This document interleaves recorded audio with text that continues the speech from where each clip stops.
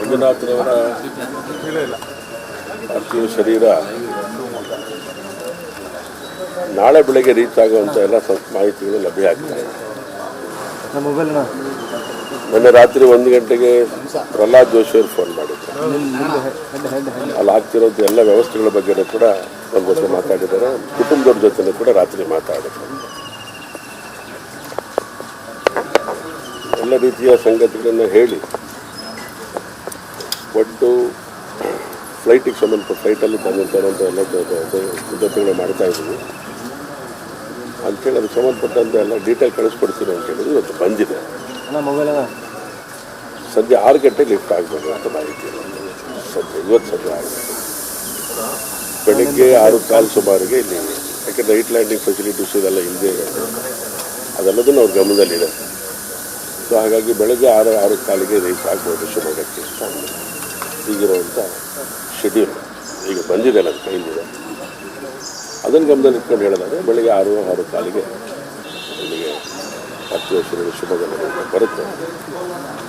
ನಂತರ ಉಳಿದಂಥ ಎಲ್ಲ ಕಾರ್ಯಗಳ ಬಗ್ಗೆ ಮನೆಯ ಕುಟುಂಬದವರೆಲ್ಲ ಒಟ್ಟಿಗೆ ಸೇರಿ ಏನು ಮಾಡಬೇಕು, ಹೇಗೆ ಮಾಡಬೇಕು, ಎಷ್ಟೊತ್ತಿಗೆ ಮಾಡಬೇಕು ಅನ್ನೋದಕ್ಕೆ ಉಳಿದಂಥ ಸಂಗತಿಗಳನ್ನ ಕುಟುಂಬದಲ್ಲಿ ಚರ್ಚೆ ಮಾಡಿ ಮುಂದಿನ ಕಾರ್ಯಗಳನ್ನು ಮಾಡ್ತಾರೆ. ಶ್ರದ್ಧಾಂಜಲಿ ಮಾಡಬೇಕಾದ್ರೆ ಇನ್ನೂ ಕೂಡ ಯೋಚನೆ ಮಾಡ್ತೇವೆ.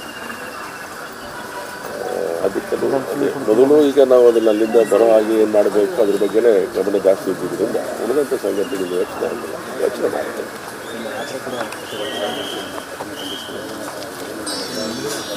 ಈ ಒಂದು ಭಯೋತ್ಪಾದಕರ ಕೃತ್ಯ ಏನಿದೆಯಲ್ಲ, ಈ ಕೃತ್ಯದ ಬಗ್ಗೆ ಖಂಡಿಸಬೇಕಾದಂಥ ಪ್ರತಿಯೊಬ್ಬ ಮನುಷ್ಯನ ಕರ್ತವ್ಯ. ಮನುಷ್ಯತ್ವ ಇರೋರೆಲ್ಲರೂ ಮಾಡಬೇಕಾದಂಥ ಕಾರ್ಯ, ಸ್ಪಾಂಟೇನಿಯಸ್ ಆಗಿ ಅನಿಸಿರುವಂಥ ಕಾರ್ಯನ ಮಾಡಿದೆ, ಆಗಬೇಕಾಗಿರೋಂಥ ಕಾರ್ಯನೇ ಮಾಡಿರುವಂಥದ್ದು.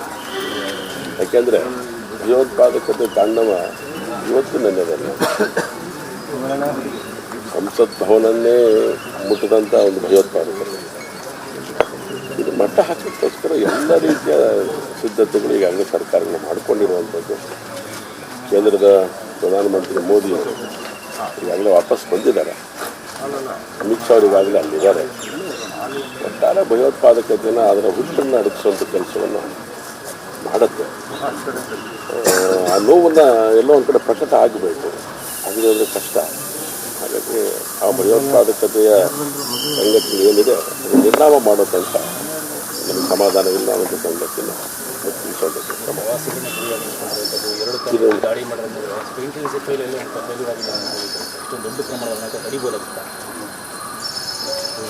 ಎಕ್ಸಿಡೆಂಟ್ ಫೇಲ್ಯೂರ್ ಅನ್ನೋದಕ್ಕಿಂತ ಹೆಚ್ಚಾಗಿ ಈ ಘಟನೆ ನಡೆಯಬಾರ್ದಿತ್ತು. ಇಲ್ಲಿ ಯಾರ್ದೋ ಮೇಲೆ ಆಪಾದನೆ ಮಾಡಬೇಕು, ಯಾವುದೋ ಒಂದು ವೀಕ್ ಇದೆ, ಯಾವುದೋ ಒಂದು ವೀಕ್ನೆಸ್ ಇದೆ ಅಂತ ಹುಡುಕೋದು ಗೊತ್ತಿದೆ. ಬದಲಾಗಿ ಇಷ್ಟು ವರ್ಷಗಳ ಕಾಲ ನಡೀಲಿಲ್ಲ, ತಹಬಂದಿತಾರಂತ ಪ್ರಯತ್ನ ಮಾಡಿದ್ದಾರೆ. ಎಲ್ಲ ಒಂದು ಕಡೆಗೆ ಅಲ್ಲಲ್ಲೇ ಸ್ವಲ್ಪ ಉಳ್ಕೊಂಡಿದ್ದಾರೆ. ಅವರನ್ನು ಹುಡುಕಿ ಹೊಡೆಯೋ ಕೆಲಸವನ್ನು ಮಾಡ್ತಾರೆ. ಯಾರನ್ನೂ ಬಿಡೋದಿಲ್ಲ.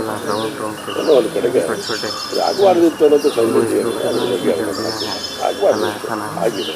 ಮುಂದೆ ಆಗದೇನೋ ಹಾಗೆ ಏನಾಗಬೇಕು ಎಚ್ಚರಿಕೆ ತಗೊಳ್ಳೋದು ಕೆಲಸ ಕೇಂದ್ರದ ವರಿಷ್ಠರು ಮಾಡ್ತಾರೆ ಅಂತ ನಾವು ಹೇಳ್ತೇವೆ.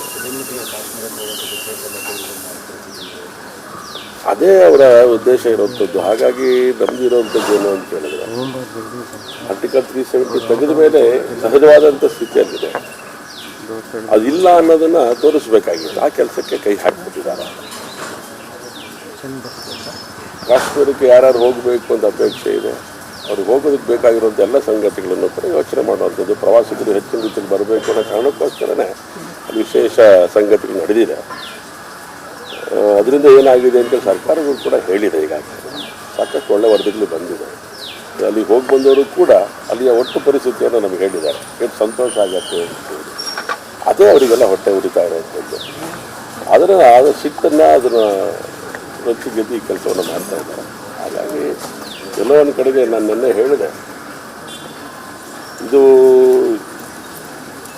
27 ಜನ ಇವತ್ತೇನು ಹತರಾಗಿದ್ದಾರೆ.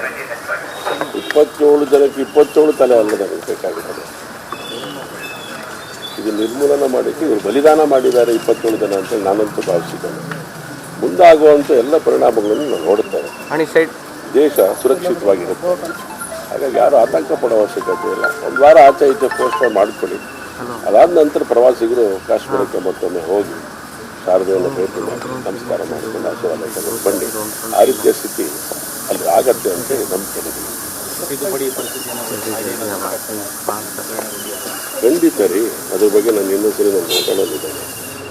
ಯಾಕೆ ಇದಕ್ಕೆಲ್ಲ ಹೆಚ್ಚು ಶಕ್ತಿ ಸಿಗತ್ತೆ ಅಂತ ಹೇಳಿದ್ರೆ, ಯಾವುದು ಈ ದೇಶಕ್ಕೆ ಬೇಕು ಅಂತ ಯೋಚನೆ ಮಾಡ್ತಿರ್ಬೇಕಾದ್ರೆ ಅದರಲ್ಲಿ ವಿರುದ್ಧದ ನಡೆಗಳು ಬರುವಂಥ ಸಂದರ್ಭದಲ್ಲಿ ಈ ಥರದ ತಿಕ್ಕಾಟಗಳಿಗೆ ನಮ್ಮ ಹತ್ರ ಪೊಲೀಸರಿಗೆ ಉತ್ತರ ಆಗೋದಿಲ್ಲ.